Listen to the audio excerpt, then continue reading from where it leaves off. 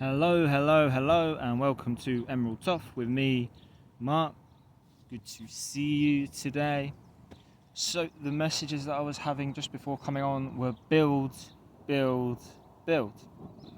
It's about the foundations that we're setting and what we are working towards now, what we're manifesting, what we're practically putting into the earth or our reality.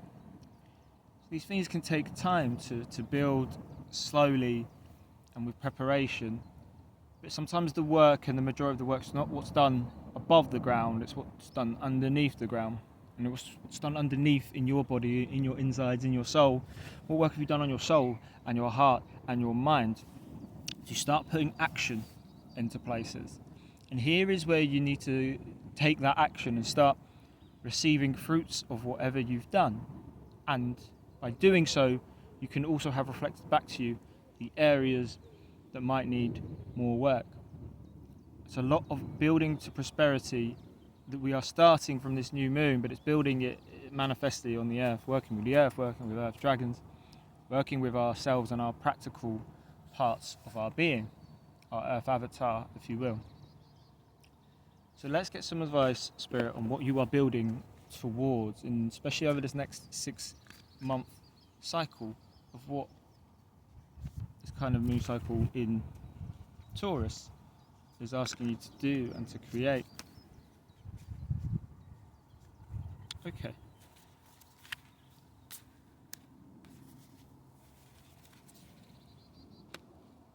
So here we have reflection come out with a full moon. Number 35, Mount Shasta's moon, California. You're building towards this 6-month cycle until the new moon in Taurus has reached the point of being a full moon in Taurus in 6 months' time. Obviously the moon goes around in different cycles, but here is quite a cosmic sense at the top of this card. The moon is bright in the sky, it's fulfilled its cycle at that time, and there's stars in the sky, but there's this earth and there's this lake. And this is giving a sense of all the different elements, apart from any fire being in here, but you can bet in the formation of the mountain was fire. How are you climbing that mountain? How are you rising up? What can you see in the reflection of the waters? Because in these waters are stars, and that relates much to air elements. Pluto being in Aquarius as this changes. How are we reaching for the stars? And to do that, and the best way we know how as human beings is to make efforts on the ground, is to build this mountain, is to hike this mountain, is to travail the mountains that we have in our lives. And there's nothing quite like when you reach the peak of a mountain, but that's the end of that journey, and you have to keep building and taking steps towards that, and there's always another mountain to climb. Not to quote Miley Cyrus or anything. So along that path is also stillness. On this card is a kind of pink moon and cherry blossoms. Number 37, a Zen monastery in Japan.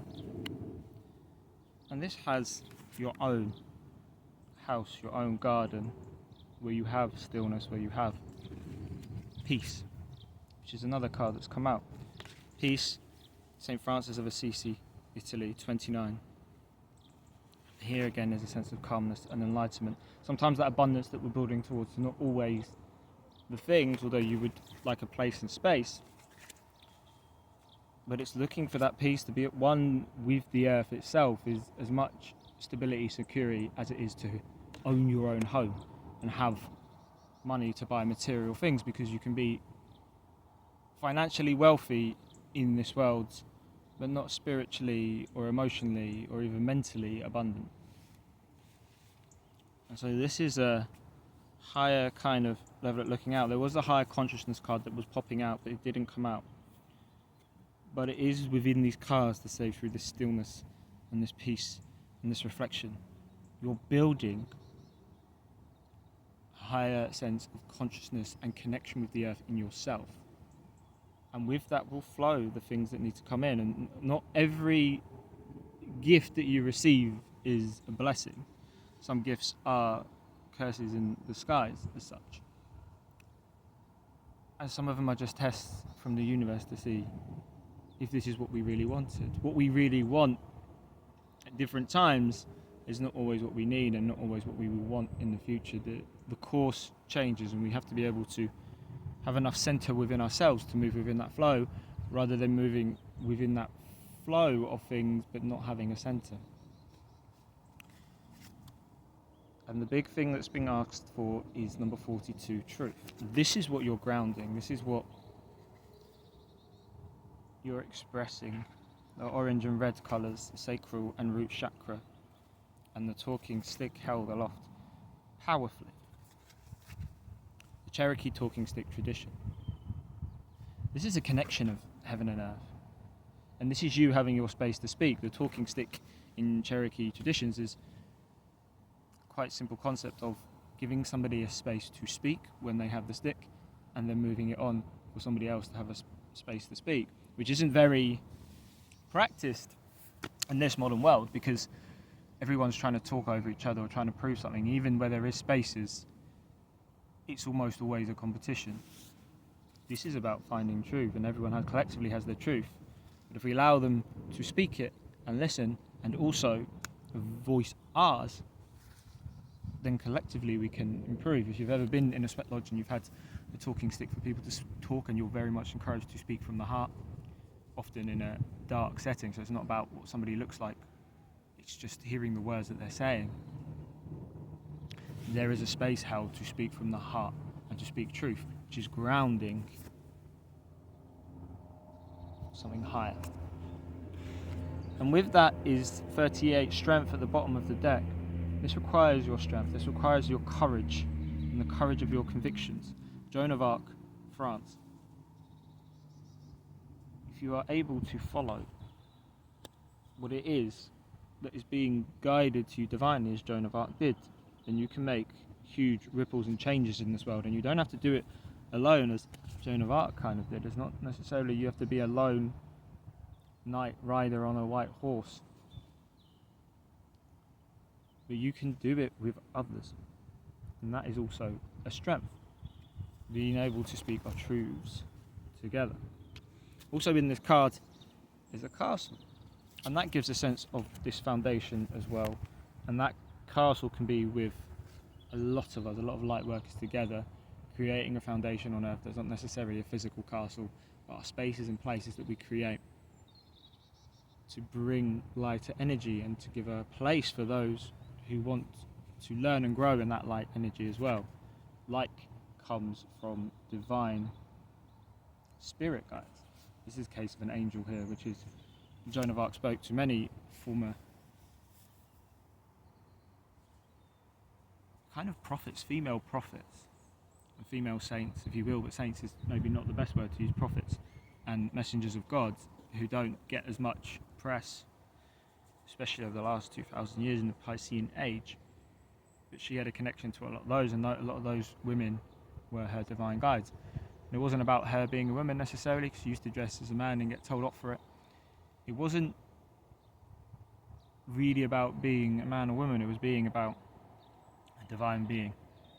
She just was strong enough to buck the preconceived notions about that, or her place, or her age, or whatever kind of assumptions and kind of egoic constructions that didn't come from here. Let's see which divine masters are guiding this building process.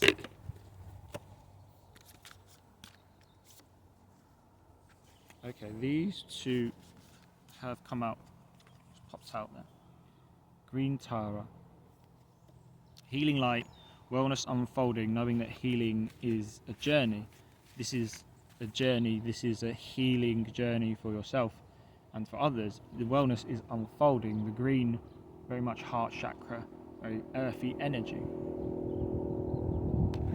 It's bringing down that divine wisdom, compassion and love, and embodying it and sharing and spreading it all around as you bloom and unfold yourself, so others can feel safe and understand that there is space to do so. And so with you embodying this light and this healing within yourself and finding this reflection and stillness and peace and truth. Using that strength, you embody this kind of healing light to help others heal. And if you've ever seen stray animals that may have been picked up by new owners that may be afraid, some of them very quiet and still and sheepish, or some that are kind of a little bit ratty and scared and reactive, and then there comes a breakthrough by patience. The owners may be patient. Sometimes it's an older cat, for example, that may be patient with a younger cat that's been strayed or abandoned, and there comes a point of safety and peace and breakthrough, and that previously mistreated and scared and fearful animal becomes safe, and they roll around, and they might be more showy where they were quiet before, and you can see the happiness, or just more calm and content if there was that anxiety or anger. And by you embodying that higher sense of consciousness and compassion and love, it spreads out and ripples the same for others. Guru Ram Das' miraculous moment. Beautiful kind of rainbow colours as well. Green Tara has similar. All the colours of the rainbow, all of the chakras are very much full body balancing, and the body is key to this season. Harmony surrounds you, expect miracles. Funnily enough, I've been seeing a lot of 22s recently. I've been seeing it on watching footballers play football in their shorts and their shirt, and I noticed the ones that are 22, which is about harmony and balance and power and co-creation. So a lot of that is about how we have that union within ourselves. The master number is 22, so there's a number of master's numbers that are doubled up. But yes, it's about harmony and balance, and that creates miracles. That's in co-creation with yourself, in co-creation with the earth, in co-creation with the universe. And that grounds and manifests into how you co-create and you work with others. And by work, it doesn't necessarily mean a creative project or a service, although those things are important and helpful too. It's just how you work with people in any situation or surrounding that you're in, because having that center of how you do that then unfolds into the work you do in terms of a job or a career, as well as in social settings, as well as with your family and friends. It's light work, and that is more miraculous work than necessarily the things that we are paid for mostly in this world. At the bottom of the deck is Jral Kul, a lot of green energy here, heart, compassion, and sacral energy of expression on the kind of tunic. Divine mission, enlightened action, make choices from the heart. It's a clear message. The miracles come from embodying this heart energy. You just have to have the strength to do it and embody it, because you are leading the way by doing so. Let's see which ancestors are with you.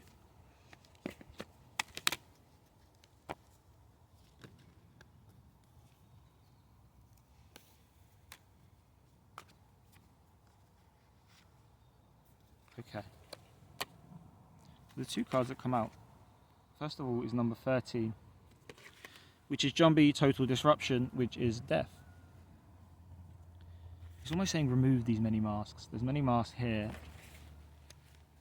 but I get this sense from this, it's shedding that, taking it off, more about spreading your wings. And death is that transformation. And within that transformation is this, the martyr. Number 12, the same as the hangman, sacrifice and self-reflection. But again, it gives me this sense of time to turn up. So 12, then 13.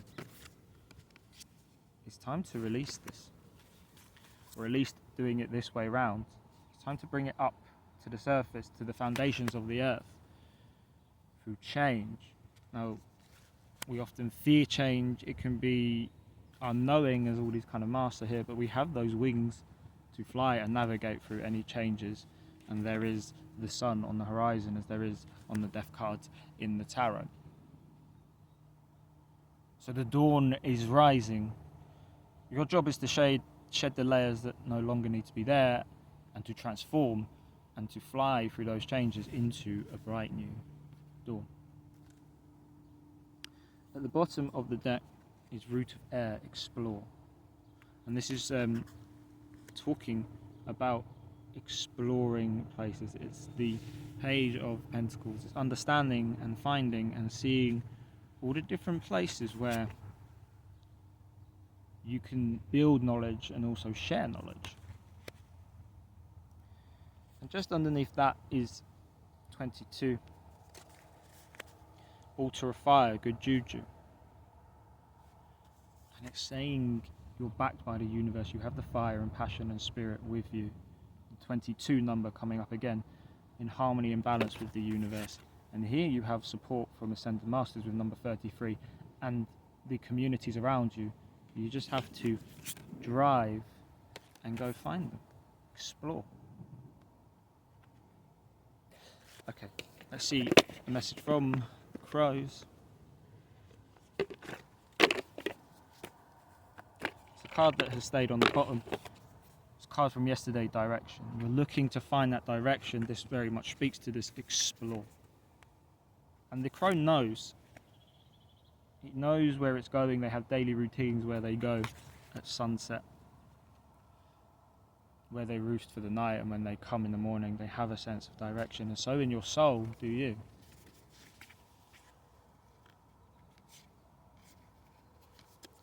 And with this is balance. This is very much balancing things out, the number 4, standing tall in your own being, balancing your own energies and balancing that on the earth. This is a very strong independent card, as is this with the direction and help of others. It follows on from isolation. This is moving on from isolation and standing tall in balance, because it's time to go now in a way. There will always be a balance of isolating and being out in the world and back and forth. There always will be. It can't be one way or the other, and that would be unbalanced. But you can move now in a centered fashion. And as well, there is caching, and this is talking about seeds that you've sown, things that you've put away, parts of you that can wait to come out, or parts that will need to come out. It's making space. It's removing things that aren't needed now to make space for new things to come in, and putting forward things that have waited enough time. Number 7, it's bringing forth splendor to the world, bringing forth victorious action and grounding those heavenly principles to earth. It is making order and space and going with the flow of things that need to be put forward now and the things that need to be put away. So it's a strong message again, and Wrath is again at the bottom, and Scavenge as well. It's things you're moving away from, and you're doing it in this balance, in line with your connection with the earth, your connection with yourself, and as you go, your connection with others. May you go forth and build the most brilliant and beautiful things in that healing light that you are fostering and raising in your vibration, because it is needed, and that light work is as important as any, maybe more so at this moment in time for the earth. So keep going, I believe in you, and I'm glad you're here doing it. Lots of love. Namaste.